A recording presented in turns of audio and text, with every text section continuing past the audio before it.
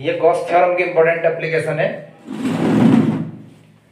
Electric field due to a thin sheet of charge,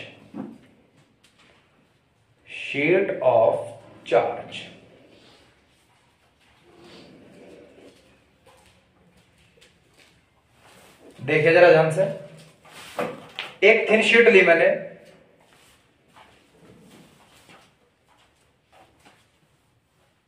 जिसके ऊपर आप या तो पॉजिटिव चार्ज रख लीजिएगा या नेगेटिव चार्ज, वो आपके ऊपर डिपेंड करता है कि आप कैसे चार्ज के साथ कंफर्टेबल हैं।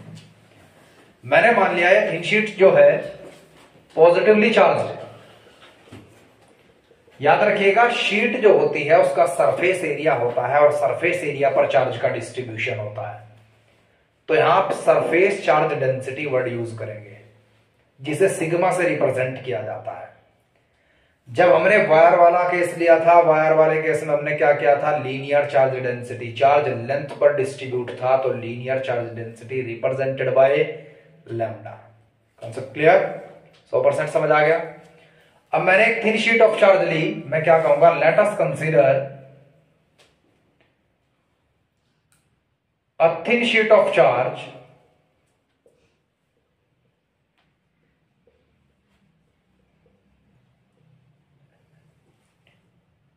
of surface charge density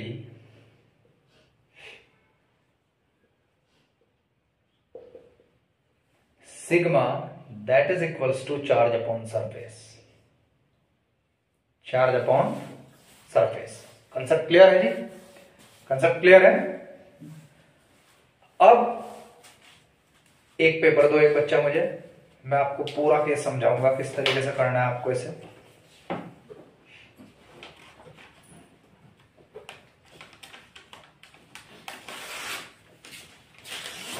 मैंने मान लिया आपके पास एक थिन शीट है जो पॉजिटिवली चार्ज है। इस पॉजिटिव चार्ज के कारण मुझे इलेक्ट्रिक फील्ड निकालना है कहीं यहां किसी भी डिस्टेंस पर, इस पी पॉइंट पर, या फिर इस तरफ निकालना है। तो आप सिंप्लिसिटी के लिए क्या मान लेंगे कि इस शीट के अंदर मैंने एक रोड डाल दी, जिसका ये कंडक्टिंग फेस था, ये कंडक्टिंग फेस है, और ये सारा इंसुलेटेड है। Concept clear? Concept clear? अब जब ये रोड इससे निकली तो यहां पर एक चार्ज लगा।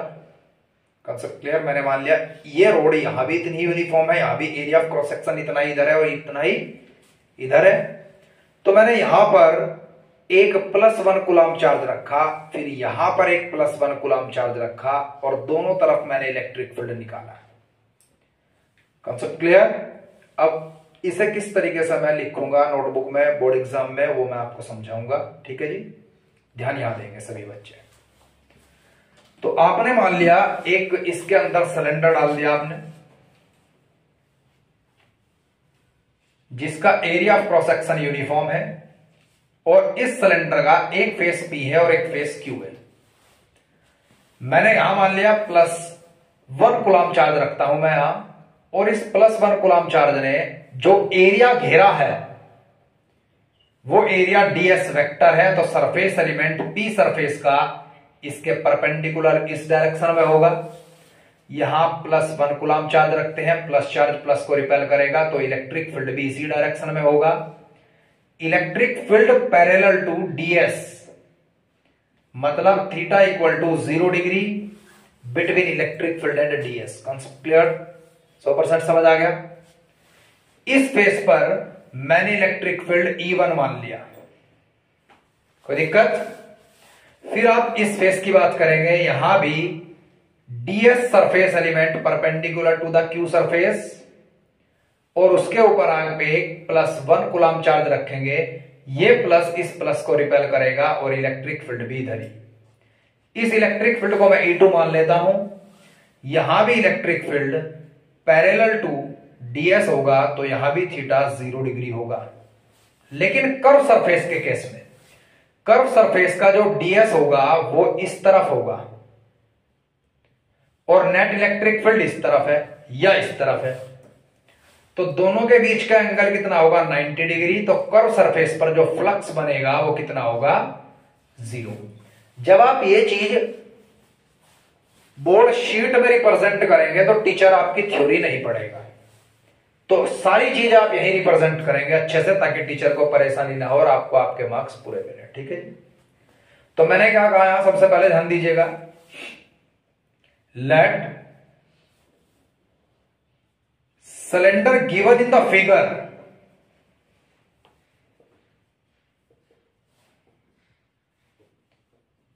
is uniform, एक यूनिफॉर्म है, concept clear, that consist P and Q face. अब electric flux at face P, इसे मैंने 5P मान लिया। कॉन्सेप्ट क्लियर बच्चे? 5P किसके बराबर होगा, इलेक्ट्रिक फील्ड इधर E1 मान लिया, E1 dot ds that is equal to E1 ds cos 0 degree, cos 0 की value +1 E1 ds। Concept clear? 100% समझ आ गया। अब electric flux at face Q, तो ये फाई Q मान लीजिए, यहां आपने इलेक्ट्रिक फ्लक्स E2 मान लिया है, तो E2 ds cos 0 degree that is equal to E2 ds। यहां तक बहुत ही सिंपल है, आप देख लीजिए जरा ध्यान से। No flux exist at curve surface of cylinder of cylinder, तो कर्व सरफेस पर फ्लक्स 0। तो नेट फ्लक्स कितना हो गया भाई, हर बच्चे की निगाह यहां हो, 5B प्लस 5Q।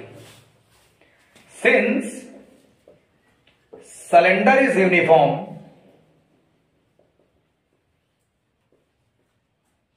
तो मेरे भाई इलेक्ट्रिक फील्ड E1 E2 दोनों बराबर होंगे, जिसे E मान लेंगे आप, और 5P 5Q दोनों बराबर होंगे, जिसे आप कुछ भी मान लीजिए, आप एज इट इज रहने लीजिए। ठीक है जी। सो नेट फ्लक्स कितना हो जाएगा, phi is equal to double of या तो 5P लिख दीजिएगा या 5Q लिख दीजिएगा, एक का डबल हो जाता है भाई। जब दोनों चीजें बराबर है, मैंने ये वैल्यू उठा करके यहां रख दी, तो नेट फ्लक्स कितना होगा डबल ऑफ 5Q, या फिर ये वाली उठा करके यहां रख दी इसकी जगह, जब दोनों बराबर है तो डबल ऑफ 5P।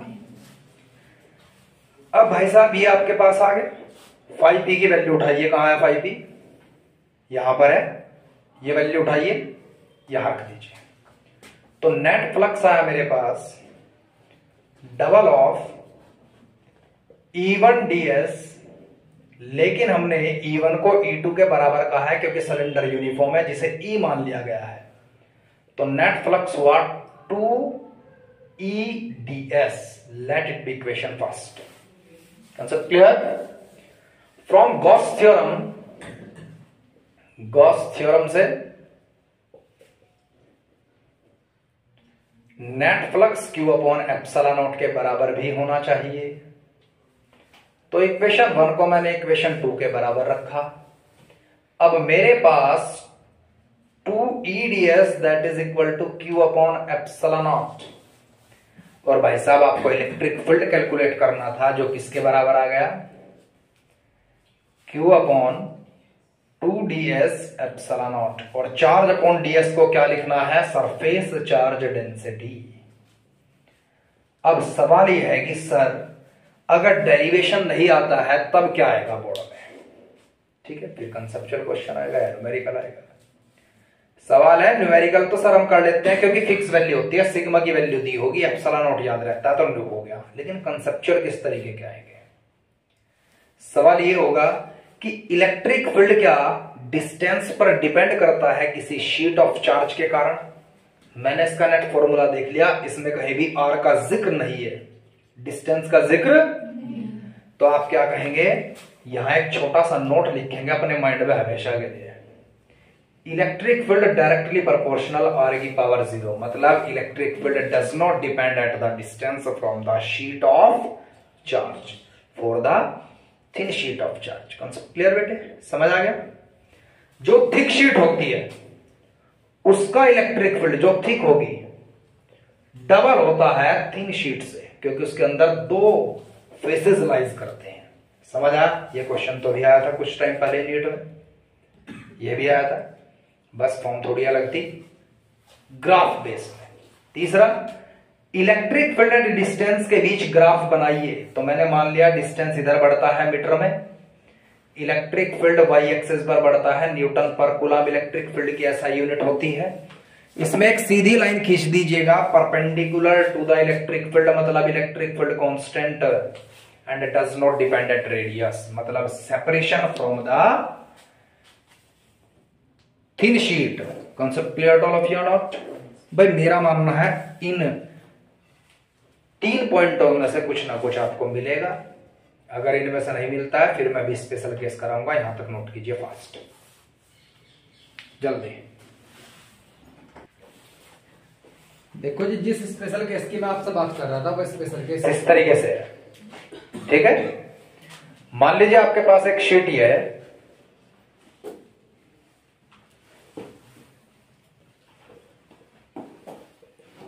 और एक शीट ही है। अभी मैं लाइक चार्ज की बात करूंगा, दोनों शीट लाइक चार्ज हैं, तब क्या होगा? ठीक है, मैंने मान लिया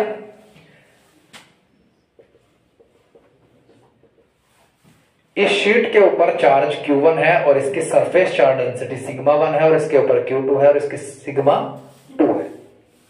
तो यहां का इलेक्ट्रिक फील्ड कितना होगा? E1 that is equal to sigma 1 upon 2 epsilon naught, और इसका इलेक्ट्रिक फील्ड कितना होगा? E2 that is equal to sigma 2 upon 2 epsilon naught. Concept clear? इसे मैंने मान लिया region first, region second, region third. अब मैं ना रीजन फर्स्ट में भी निकाल लूंगा इलेक्ट्रिक फील्ड कितना होगा, रीजन 2 में भी और रीजन थर्ड में भी। जरा ध्यान देंगे आप। मैंने मान लिया इस P पॉइंट पर मुझे इलेक्ट्रिक फील्ड निकालना है, तो इस P पॉइंट पर मैं क्या रखूंगा? एक +1 कूलम चार्ज रखूंगा। ये प्लस है, ये बी से रिपेल करेगा, ये प्लस है, ये बी से रिपेल करेगा। तो दोनों electric field E1 and E2 एक ही डायरेक्शन में लगेंगे, तो दोनों ऐड हो जाएंगे। ये माइनस एक्स एक्सिस की तरफ है, तो ये मैं क्या मान लूंगा? माइनस में मान लूंगा। तो मेरे पास यहां से जो इलेक्ट्रिक फील्ड आएगा वो कितना आएगा? Net electric field plus sigma 2 upon 2 epsilon nought minus में। Concept clear? ये इलेक्ट्रिक फील्ड मैंने EA मान लिया। कितना मान लिया बेटे? और इसे किस तरीके से भी लिखा जा सकता है? Minus 1 upon epsilon 2 epsilon not sigma 1 plus sigma 2। Concept clear? इतना इलेक्ट्रिक फील्ड इस रीजन में होगा।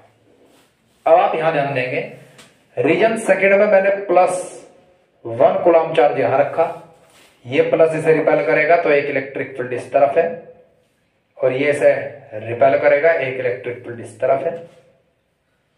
ये मैंने E1 एंड E2, यहां का इलेक्ट्रिक फील्ड नेट मैंने EB मान लिया इस रीजन का, तो वो किसके बराबर होगा? E1 माइनस, अगर E1 ज्यादा है तो E1 माइनस E2, अगर E2 ज्यादा है तो E2 माइनस E1। फिर मैंने इनकी वैल्यू रखी 1 upon 2 epsilon not common, sigma 1 minus sigma, ये इलेक्ट्रिक फील्ड आया यहां बीच में। अगर आपसे पूछता है कोई इस तरफ कितना होगा, जरा ध्यान देंगे आप। मैंने आ रखा +1 कूलम चार्ज, ये भी रिपेल करेगा, ये भी रिपेल करेगा, दोनों इलेक्ट्रिक फील्ड एक तरफ। प्लस एक्स एक्सिस की तरफ मैंने प्लस में मान लिया, तो यहां से मेरे पास इलेक्ट्रिक फील्ड C मान लिया मैंने net 1 upon 2 epsilon not sigma 1 plus sigma 2। Is that clear all of you not? Concept clear? 100%? ठीक है जी। मान लीजिए मेरे पास शीट्स जो है वो अपोजिटली चार्ज्ड है, एक पॉजिटिव और एक नेगेटिव, इसके ऊपर जितना पॉजिटिव चार्ज है और जितना इसका सरफेस एरिया है उतना ही इसका सरफेस एरिया है और उतना ही नेगेटिव चार्ज इसके ऊपर है। तो अगर मैं सिग्मा 1 को अब प्लस सिग्मा मान लूं और सिग्मा 2 को मैं माइनस सिग्मा मान लूं तो भी गलत नहीं होगा। Concept clear? तो इसके कारण जो इलेक्ट्रिक फील्ड होगा वो plus sigma upon 2 epsilon nought होगा और इसके कारण जो इलेक्ट्रिक फील्ड होगा वो minus sigma upon 2 epsilon nought होगा। Concept clear? अब बस आपको क्या करना है, रीजन 1, रीजन 2 और रीजन 3 के अंदर सिग्मा 1 की वैल्यू आपको प्लस सिग्मा और सिग्मा 2 की वैल्यू आपको माइनस सिग्मा रख देनी है। जब आप ऐसा करते हैं तो आपको पता चलता है यहां पर नेट इलेक्ट्रिक फील्ड 0 बचता है, यहां पर नेट इलेक्ट्रिक फील्ड 0 बचता है, आप करके देखिएगा सेल्फ, और यहां पर जो इलेक्ट्रिक फील्ड बचता है वो डबल बचता है, डबल ऑफ जितना इलेक्ट्रिक फील्ड पहले था। Concept clear? पहले कितना था? सिग्मा अपॉन 2 एप्सिलॉन नॉट, तो अब बचता है सिग्मा अपॉन एप्सिलॉन नॉट। अब मैंने सही पढ़ाया या गलत एक बार चेक कर लेते हैं, जरा ध्यान दीजिएगा। मैंने मान लिया यहां एक +1 कूलम चार्ज होगा, भाई प्लस इसे रिपेल करेगा, E1 इलेक्ट्रिक फील्ड लगेगा, नेगेटिव अट्रैक्ट करेगा तो E2 लगेगा। दोनों अपोजिट डायरेक्शन में है, दोनों की क्षमता बराबर है, दोनों ही डिस्टेंस पर डिपेंड नहीं करते, तो आंसर 0। सेम यहां देखिएगा, नेगेटिव इसे अट्रैक्ट करेगा, पॉजिटिव रिपेल करेगा, दोनों की क्षमता बराबर है क्योंकि एक की सरफेस चार्ज डेंसिटी आपने प्लस सिग्मा तो दूसरे की माइनस सिग्मा मानी है, दोनों का इलेक्ट्रिक फील्ड डिस्टेंस पर डिपेंड नहीं करता, तो यहां का इलेक्ट्रिक फील्ड भी 0। अब देखते हैं यहां का डबल कैसे हुआ। मैंने यहां +1 कूलम चार्ज रखा, इसने से रिपेल किया और दूसरे ने से अट्रैक्ट किया, तो एक का इलेक्ट्रिक फील्ड E1 था और एक का E2। E1 इतना था सिग्मा अपॉन 2 एप्सिलॉन नॉट और E2 कितना था? E2 कितना था? Minus sigma upon 2 epsilon naught. Concept clear? 100% clear हो गया? तो माइनस माइनस प्लस, यहां पर वैल्यू रखी मैंने सिर्फ इसमें, आगे समझ? और मेरे पास आंसर कितना आ गया? Sigma upon 2 epsilon not into 2, क्योंकि ऊपर 2 सिग्मा आएगा मतलब सिग्मा अपॉन। तो आप हमेशा याद रखेंगे दो शीट के बीच हमेशा इलेक्ट्रिक फील्ड एक शीट से डबल होता है अगर दोनों अनलाइक चार्ज हैं और सेम सरफेस चार्ज डेंसिटी लेकिन अपोजिट पोलैरिटी की है। दूसरी बात, इलेक्ट्रिक फील्ड पूरा कांस्टेंट रहता है। क्या रहता है? इलेक्ट्रिक फील्ड पूरा कांस्टेंट रहता है। याद रखेंगे हमेशा, आप याद रखेंगे, ठीक है। अब जरा ध्यान देंगे आप लोग, नेक्स्ट एप्लीकेशन है जी electric field due to a conducting spherical shell. Non conducting CBSE और आईएससी दोनों बोर्ड में इस बार सिलेबस में नहीं है, ठीक है, वो मैं आपको कंपटीशन के अलग से समझा दूंगा, ठीक है। यहां तक नोट कीजिए फास्ट। चलो जी आ जाओ।